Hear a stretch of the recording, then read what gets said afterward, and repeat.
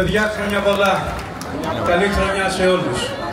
Εξάλλου, όπως ξέρετε, εδώ το Περιστέρι είναι μια πόλη φωτεινή, γιορτινή, αισιόδοξη σε πείσμα των καιρών.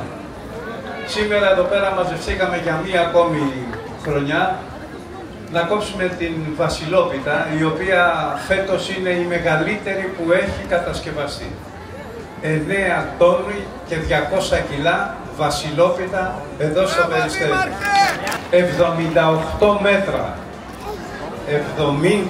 78 μέτρα η Βασιλόπιτα. 5, 4, 3, 2, 1 και του χρόνου!